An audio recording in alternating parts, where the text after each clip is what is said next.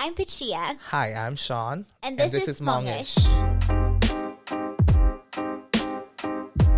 Here in our podcast, we are going to be talking about all things Hmong. Hmongish. That's the name of our podcast. I don't know if you know us or not, but we're going to tell you a little bit about ourselves. And who we are, what we do. And why we are venturing on this journey together to create this podcast called Hmongish. Let's share a little bit about ourselves, Pachia. I used to work in city government, and so...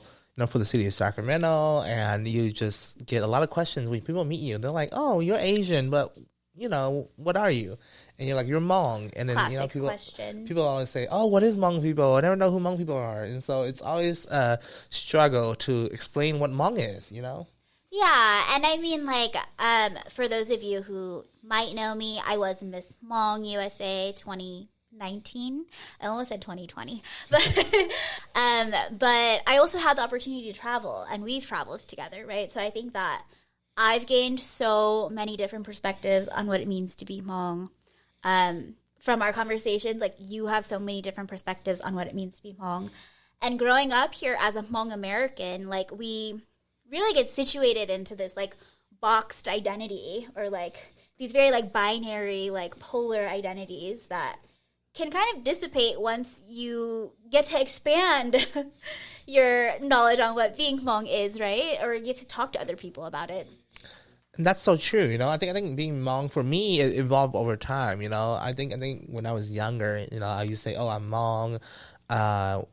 We came here to the U.S. as refugees from the Secret War, and then now the Vietnam War, and for me, I think the interpretation shifts over time, and then you really talk about we're Hmong, we're from Southeast Asia, but what is it to truly be Hmong? Is it culture, language? What do you think? It's all of that and more. It's changing every day, and that's kind of what we want to bring through this podcast is a deeper, more genuine and authentic conversation between us and between other people.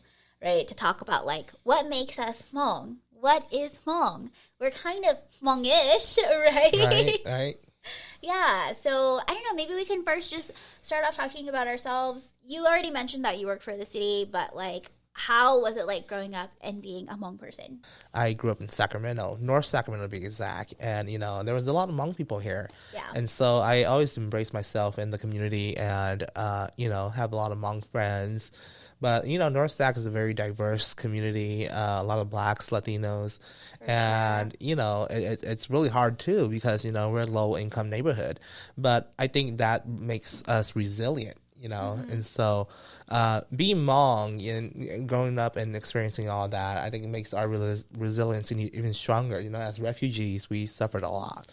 And so just the stories of our parents, our grandparents, I think that's pretty interesting. I mean, I didn't grow too far off. I've spent a lot of time in North Sac now in my adulthood age, but I grew up in South Sac, so not very much different. I think I was always searching for an answer on what Hmong is, especially because I grew up in South Sac, in Meadowview, or pretty much next to it off 24th Street by Woodbine Park, if you know.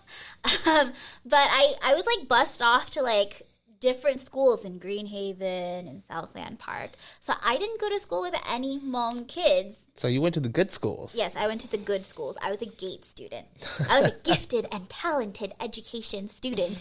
But that put me in such a weird weird position because at school I was the poor kid, but then at home I'm the whitewashed sister.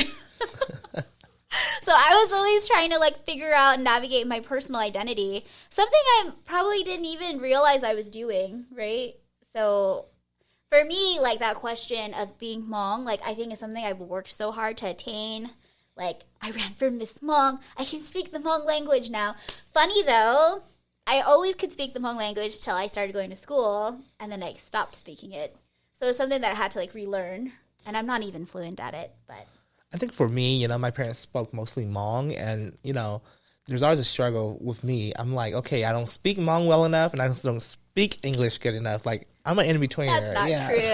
You're being too hard on yourself. And so I was like, man, if only I spoke perfect English. And then I was like, okay, if only I spoke perfect Hmong too. Like, I could speak good enough Hmong to like be MC and all that. But when it comes to like, okay, let's speak Hmong to sing a song or do something, then you're like, I don't think my Hmong's good enough. Yeah.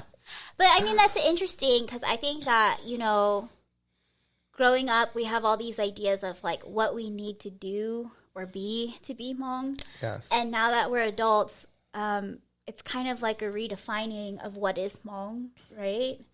And those are conversations that we have a lot through just the stuff we talk about happening in the community. Yeah, definitely. Growing up, I think, especially for Hmong men, Hmong boys, I know, being Hmong, your relatives will tell you, oh, to be Hmong, you must be able to do A, B, and C.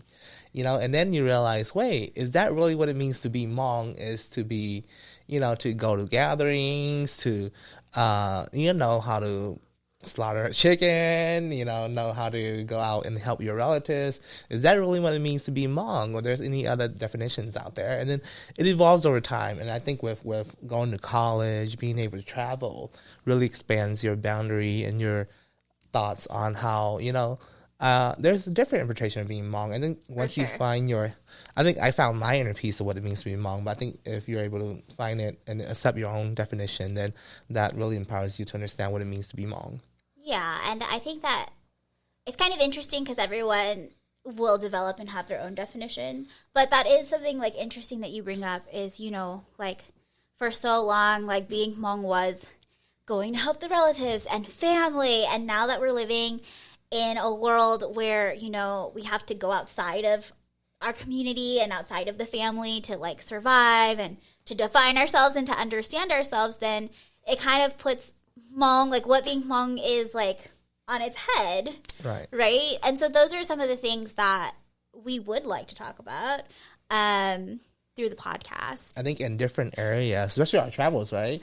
When you go to, I went to Laos, Pachia went to Laos, and then she went to Vietnam, I went to Vietnam, she went to China, I was in China, but we traveled once together in 2017, I believe, to China. Yes, but to Yunnan. Yeah, every other trip was different. So we had different experiences with different Hmong people around the world. And so it really just, interesting to hear a different perspective of what it means to be Hmong. Similar perspectives on what it means to be Hmong. Like, you would be surprised at how similar our experiences are, despite also being very different. Yes, very different. I think you could talk about, like, the difference between, being a male and a female, the difference between, on where you go during the trip. I mean, we have so many, like, yeah, that's, like, for another podcast. We do have, like, very different experiences traveling as being, like, woman and man or male and female. But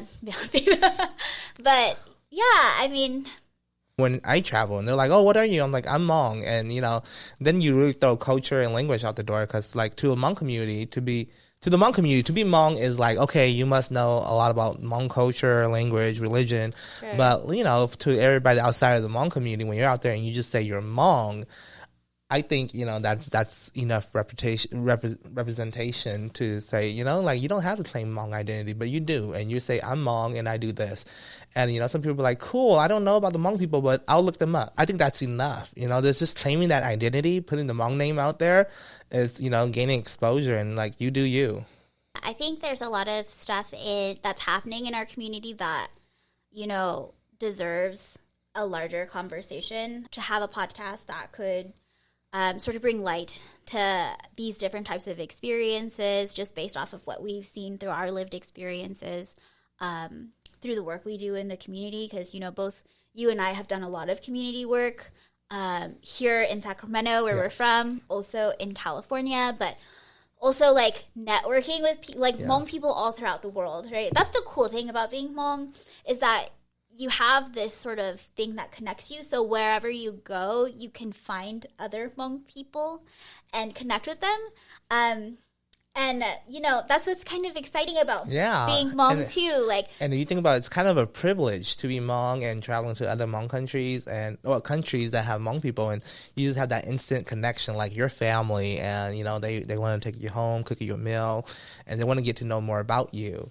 and they want to, build that relationship with you. And I think that's something that's very unique within the Hmong community. Like, goes back to the old days. Like, I remember what my parents always tell me, like, yeah, Hmong people, we always love each other. When you have people visit the village, you would play host to them. And I think that holds kind of true now, when you go abroad and you meet Hmong people in different areas, and they're like, oh, you're Hmong, so cool, I'm Hmong too. And, you have that instant connection. I think that goes back to that idea of family, right? Like, because we come from a history of really not having a lot. We've always been poor. We've always lived in poverty. Like, from what we can remember as a people, because we haven't written or documented everything, although a lot of stuff are written and documented through our oral history. Like, it's recorded and remembered that we have grown up in poverty and we don't have a country to call our own. Yes. That's like a big thing. We don't have a country to call our own. So I think we've really depended on these social networks and social relations and family and, like sticking together and being one, which is why it's so important. But I feel like at the same time, those things are really changing because we're like all throughout the world. So it would be nice to hold those ties, because it is nice when you're able to travel and then feel like kinship with people, like feel so like akin to them, like, oh yeah, you're my sister, my Hmong sister, my Hmong brother. That's and I see it as a privilege being Hmong American. Like, it ties into being Hmong-ish, because we're the generation that has the ability to travel and make these connections.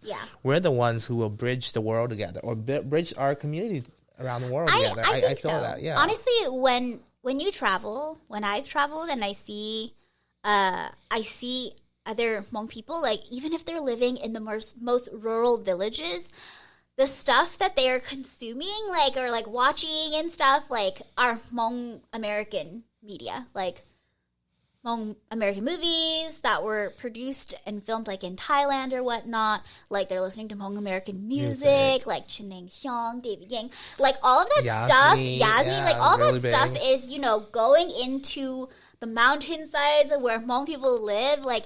So we're actually influencing pop culture. So you don't know, we're setting pop culture for those in Asia. I know. I don't think people realize that, right? Yeah. Because, like, we don't get to see these people. We don't get to make these connections. But it's very true. Yeah, until you're there and you realize how much they consume the Hmong American media.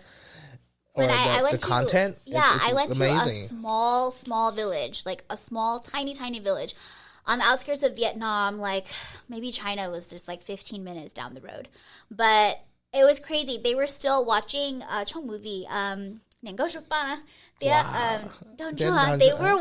told me they watched that movie every day, and I was like, wow. I watched that movie every day too when I was a kid. That's my similar experience in China. When in 2010 I went there, and like Nian Gou Shu Ba and Jaw and Nung Plai. Yes. It was so huge there. Like they were like, oh, do you know Nung Plai and Nian Gou Shu Ba because you're from America? And I was like, no, I think the movie was shot in Thailand. Yeah. And they're like, oh, cool. Yeah, we watched that content. We know the story, and like they love the actors, and they they just love the movie. Like our influence is that far. And I was like, that was my first time visiting Hmong people in China. I was like, wow, I didn't know our influence was this widespread, or we were able to penetrate into these communities that we've never been to. And there's just so much to explore. And I think we were only to do that because we're Americans, we're Hmong Americans. And it gives us the opportunity to really go out there and learn these new experiences. And I don't know, I mean, these are movies that were an important part of my childhood. I actually don't watch as many Hmong movies anymore now that I'm older, but when I was young, I would spend a lot of time with my grandparents who didn't speak a lot of English. Like, my parents are fairly younger. Like, my dad went to college, he spoke English. Like, we didn't have to speak Hmong to my parents, so I was mainly speaking a lot of Hmong with my grandparents before they passed away, and we watched a lot of Hmong movies together. So these are movies that defined my childhood, and I guess to travel and see that in different places, it was like heartwarming. But another thing is that when I went to China, like, they have the same exact stories, like Jaw and Zhao, right? Jaw and Zhao, like, I went to Pingbian, and they have, which is a Hmong city Miao City. Maybe you can talk more about Hmong Miao City. Beautiful city. If you haven't seen it, maybe we should talk about Hmong cities in China sometimes. Yeah. But they have Maybe in one of our next podcasts. Yeah, but they have all these like murals of like what it means to be Hmong, like Hmong embroidery, like all these Hmong like stories. And one of them was Nung Plai Tien Zo. And I just thought it was so interesting. And I rewatched the movie a while back. And Zona is called Hmong-ish Tun Cai Gong Zo, right?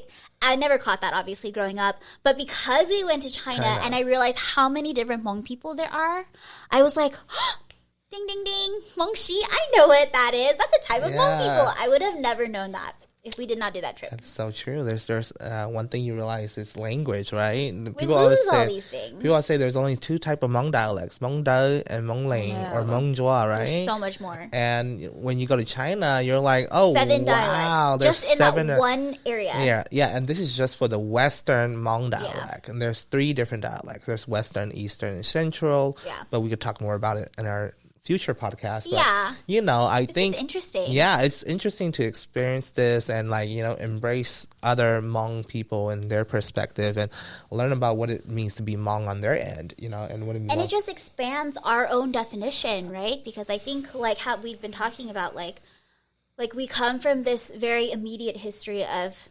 refugees and like I feel like we always have to justify our position here in America like, oh, well, we were like recruited by the American CIA and we helped in the war and that's why we have a right to be here, which is kind of sad in my opinion that we have to justify ourselves.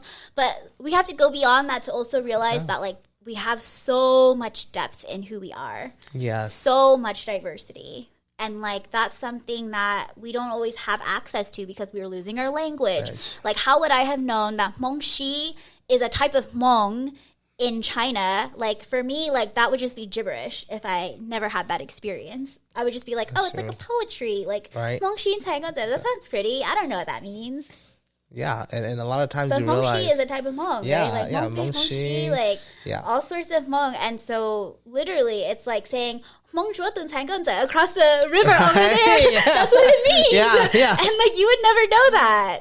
I know, that's insane. And I think like Hmong Pei, right? When we were there and they were telling us what Hmong Pei were, and they're like, oh, Hmong Pei, our language is really harsh. When you say something, it sounds like we're yelling at you. Like, Pei. I was like, oh, okay, like the word Pei. Yeah. And I was like, oh, that's why you guys get called Hmong Pei. Okay. Yeah. Because that literally doesn't mean like yeah. And so like our host, right? He was Hmong Pei, and he was speaking like in a really my gosh, and like your kutia is so beautiful, like so many different styles and variations. Even among big Hmong, right, that we don't really know Laos, about. Thailand, Vietnam, our kutia is very diverse, specific types of like sheng shuo, like a sheng shuo, belongs and very to poetic, groups, and one thing I learned about that too is that growing up, I was like, oh, okay, the old people, they're just singing, but you realize it's not written, it's freestyle. It's like rapping. Yeah, it's freestyle. It's like spoken word. Yeah, spoken word. Freestyle. And underground rapping. So one thing I really noticed, and this is unique, is that my observation is watching like my dad, he never smiles in front of the camera or smiles when he's saying it, because in his head he's always thinking about what the next verse is. And so literally they're freestyling, they're not singing, but they're freestyling. And that's like your Laona, the elders, like they can spend forever listening to Gutia. Yeah. Because it really brings out like talent. Really brings out, the beauty of our culture. You can't really preserve those things without understanding language. Yeah. And language is so tied to like land, in my opinion. And it's never discussed. Like for Hmong Americans, like when I was growing up, there was no resources out there for me to explore about being Hmong unless you experienced it. And so we are building these resources now, which is so cool. But even then, like, we've lost so much already, honestly. And there's a lot of lack of access, like unless you really know where to look and where to ask questions, you can't really find like resources or big access to these sources of just Hmong archives or, just Hmong literary works. There's really none out there. But I think it's up to our generations. You're a millennial, I'm a millennial, and it's up to our generations, and to look at it, how do we use modern technology to make our work or our experiences more accessible to the general public. Not just the Hmong community, but the general public. If I want to learn about Hmong people, and I don't want to know about their history, but I want to know about maybe Xia, then where can I find it? Well, I mean, I think that's a good point. We do need to start archiving our culture, our cultural heritage, not just our culture, but the tangible things our songs, our instruments, our clothing, our singing, those are all things that we need to figure out how to archive and document. But at the same time, we also have to use them for it to be alive and to stay alive. And that's a question.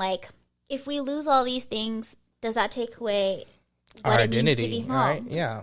Are we simply moving away from this stuff? And I think we were talking earlier about how at funerals, if they can't find someone to chokeng, then they will play it on the recording. And I'm wow, that's really interesting. And I bet that garners so many responses, right? Yeah, you've never seen that before. And I probably think the more conservative Hmong people would probably criticize it. Yeah. And but it's evolving, with less talent, less it's super interesting. Because then does that mean that maybe we can just start calling our Hmong relatives in China to be nobody knows how to chokeng no more. Can I Zoom you to chokeng for my my dad's? And it's interesting, right? That they still uphold a lot of the cultural practices that we thought were lost. I thought people always saying oh, Hmong culture is lost in America. We don't practice it. Nobody else is. We do practice it in our own ways. But we do practice it in our own way. Yeah. It's definitely changed a lot. Yes. And they practice it overseas too. In China, Vietnam, they still uphold our culture. And it's just so cool when you go there and you learn how similar it is or how different it is. And then you listen to their interpretation of why it's done a certain way and how ours is done a certain way. And you're you could bridge the gap. Oh, okay, this is part of why we do it this way. This is part of why you guys do it that way. And it's very interesting to just talk and listen to people, and you truly understand our Hmong experience. We've been through China, Vietnam, Laos. Now we're here in America, and growing up here is different from growing up there. I feel privileged to grow up in America. I used to say, oh man, we grew up in low income area and we had it hard. But out there, traveling overseas and meeting Hmong people who had it harder than me, no money to go to school. They didn't have to eat. Some days they go without eating. Extremely privileged growing up here. It's hard. I think because we do grow up in poor neighborhoods, we feel the brunt of that as Americans. But when you compare the access that we have here to what Hmong people to abroad have, it's vastly different. Yes. They don't have access to the things that we are required to do here. They don't have access to school. We are required to go to school. Yes. And your parents can get arrested if they don't put you in school. You were required to go to school. It's called truancy, right? Did you ever get that? No. Did you? I did. Oh my gosh. Hey, I was a 4.0 student, but I got in trouble for truancy. No one's perfect. Yeah. And that doesn't make you perfect just because you go to school all the time. Yeah, I went to UC Davis. Nice. I go there now too. Yeah. Ooh, cool. Go Ags. So I went to UC Davis for my undergrad, and identity, right? Being Hmong, and so I was okay, I want to learn about Hmong history, and so history was my undergrad. So I did my undergrad at UC Davis, race in America. Can you believe that? Race in America, studying African American experiences, Latino experiences, Chinese American experiences, and then I had an opportunity to study abroad, and so I studied abroad in China, and then I studied Chinese language, and it was oh, let's kill two birds with one stone, and so I decided to double major in Chinese. And so, I finished my undergrad at UC Davis, double major in Chinese and history. Yeah. And the funny thing is that, after I finished my undergrad, I worked for a politician. And so I helped him out during the campaign. And then when he got elected, I worked for the city of Sacramento. Yeah. And so it's interesting. I started as an intern, making $10 an hour.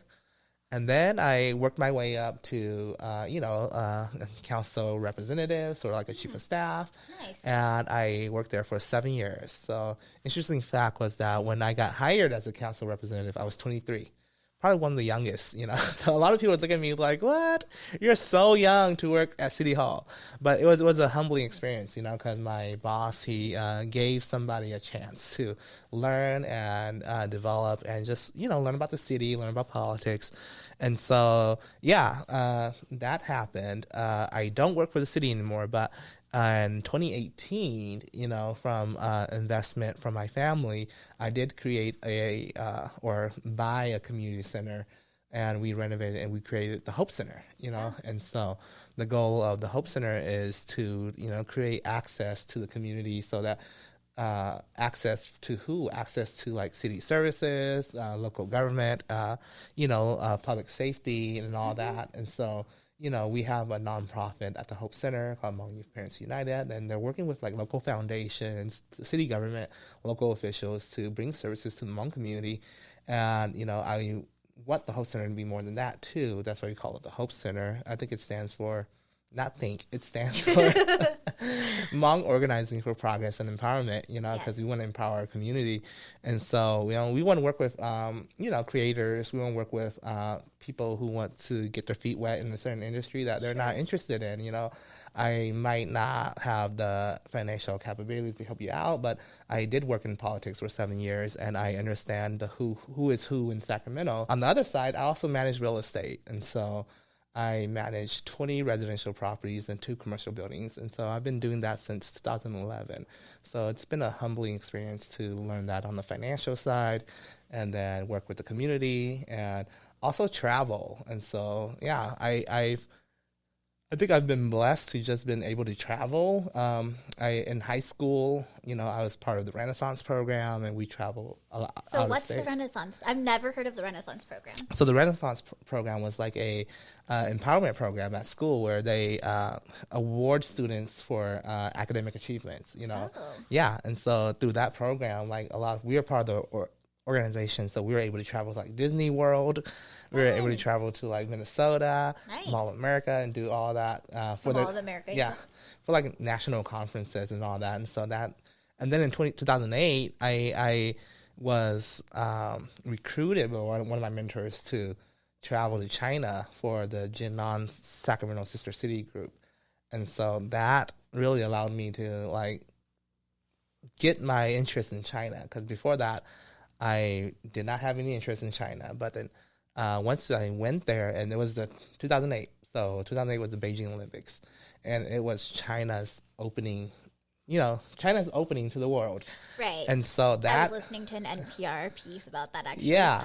And so China's opening to a world, and it really did open my eyes to China.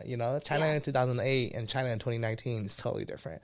So that experience really... So interesting. But it has been 10 years. It's been a decade. It's been over a decade, yeah. And then I did study abroad in China, Taiwan, and I've been lucky to just gone back. Oh, you studied abroad in Taiwan, too? Yes. Okay. Yeah, and so I get to experience the best of two worlds. They call it mainlanders and the Taiwanese, and so it's interesting. Yeah, but that's just my journey so far, and I don't know what I'm gonna do next, but I'm here today, and So I mean, I think you always have such a depth when it comes to understanding Hmong history and Hmong identity, because for me, that's something that I couldn't improve on, but I think it's really important to know your history, and I think you having all of that experience, you speak Chinese, you write Chinese, you've been to China quite a few times, and so you have this wealth of knowledge about who we are in the context of our homelands, which I think is super interesting. I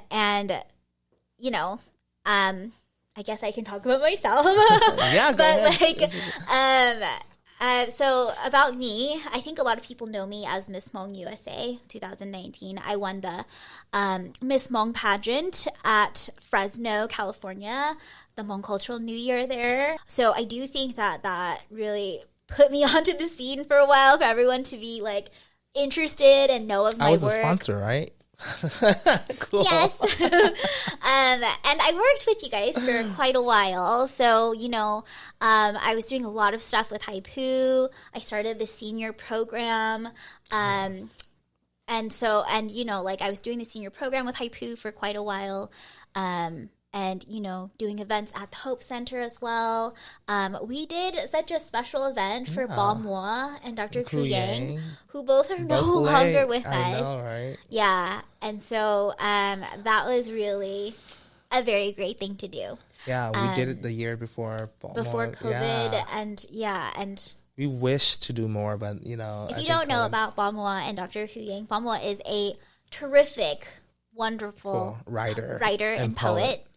And Dr. Ku Yang was also a poet and a writer, but a scholar as well, a Hmong scholar. I think he was the premier Hmong scholar on Chinese because he went to China in 1988, and he's been going there ever since. Yes. Every other year. People just don't know. He has been a pioneer in really fostering our relations with the Hmong in China. Yes. Yeah. So to have him as a mentor and to also just know him has been amazing. Yeah. But yeah, so I did quite a lot of stuff with you guys. And we traveled together prior to me competing. And so, I've always kind of been involved in the community as well. I got my start in high school. I think earlier I talked a little bit about how I never really knew any Hmong kids or Hmong people outside of my family because I always went to schools that were, primarily white or, there were no Southeast Asians. Everyone was Japanese and Chinese, and so when I went to high school, that was kind of when I started becoming friends with other Hmong people. So I started getting really involved in my Hmong community at school. I joined Hmong Club, and at the time, Hmong Women Heritage, which was a foundational organization here in Sacramento, that's no longer here, but they were foundational here in the region. They were having their youth circles, and so I joined the youth circles, which was just very formative.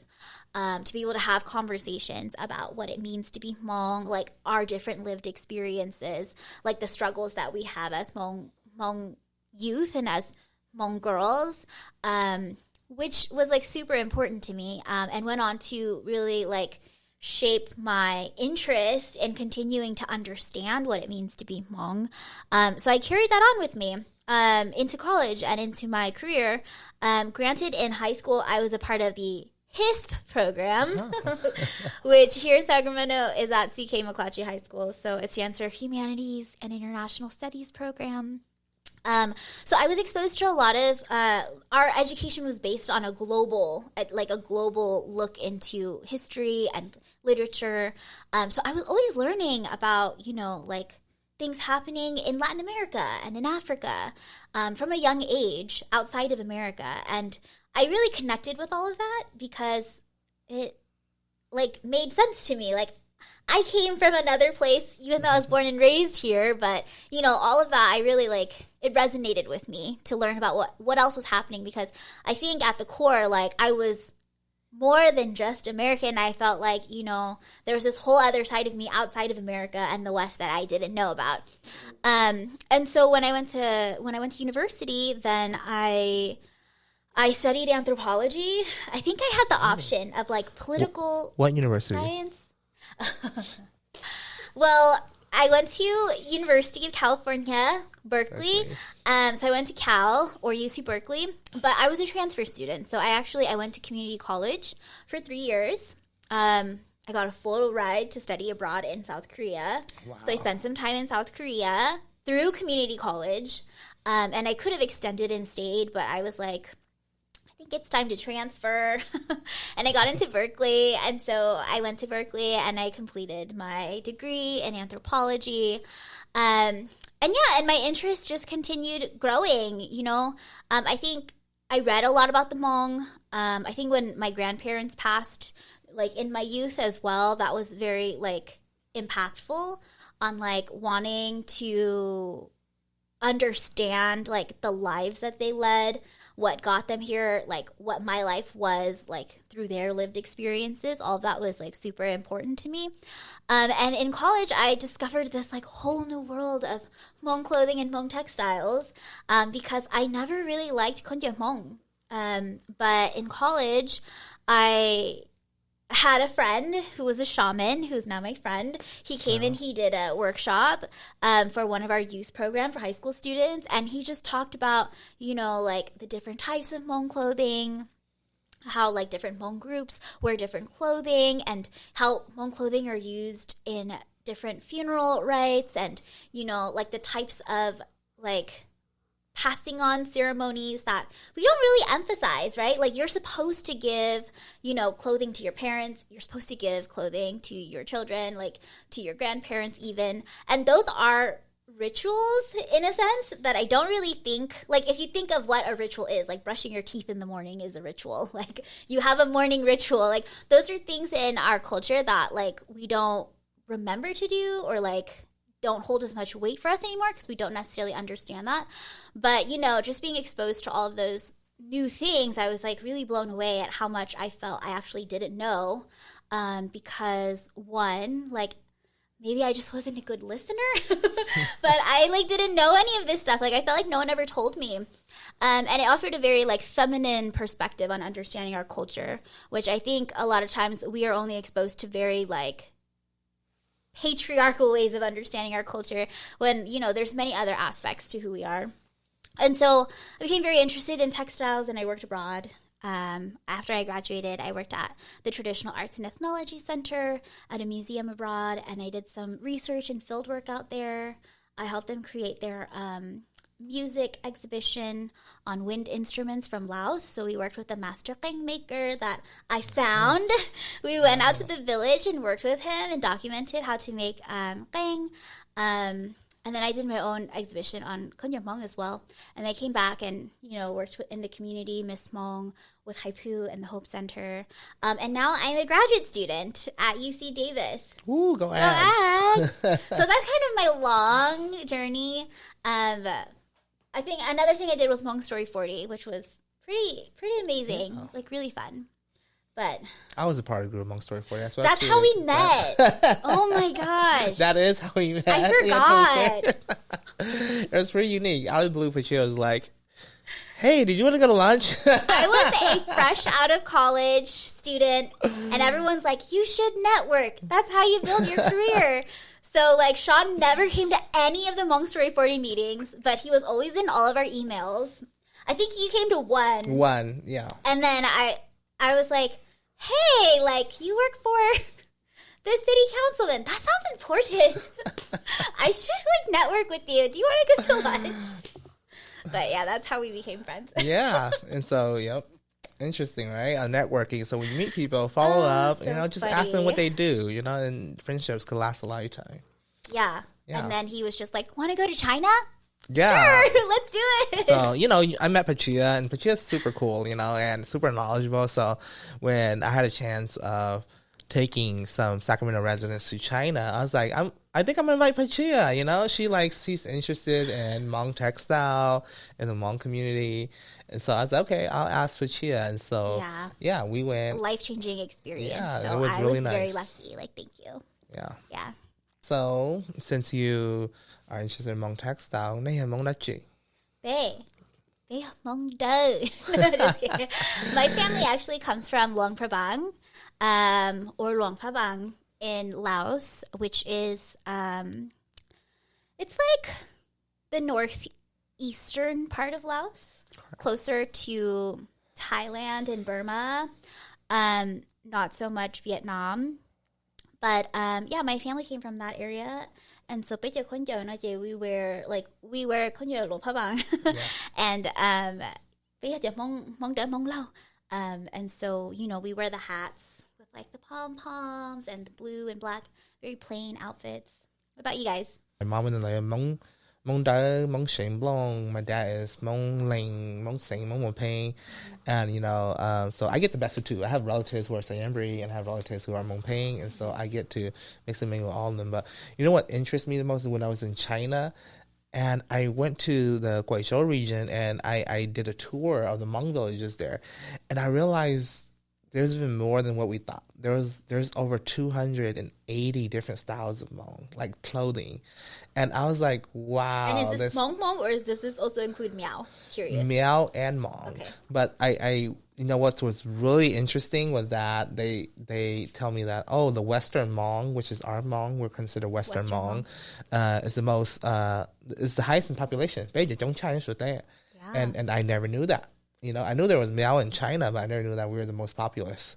I'd also like to insert there are 12 million Hmong Miao people in the world. Right. So that's almost comparable to Israel. So as many Jewish people as there is in the world. That's actually more people than there are in the country of Laos.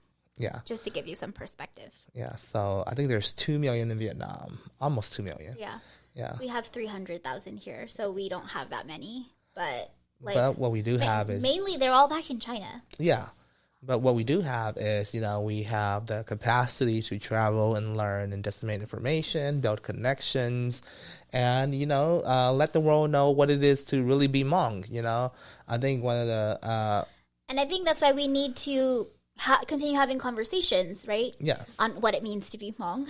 Yeah, because it's always because evolving. We have the opportunity to tell that story of what it means to be Hmong. And you know, I think nothing's stagnant. Changes, to me, I say change is inevitable, you know. And so our culture is constantly changing. Our definition is constantly changing. And to be Hmong is constantly changing, you know. And it's so different. I mean, just based off of this conversation, like we've talked about so many of our different experiences and so many like different types of Hmong people, where they come from, how we identify, like, and so it is important to start thinking like about what Hmong is. Yes, right? I think we wanted to call the podcast Hmong-ish because for me, like, I feel Hmong-ish.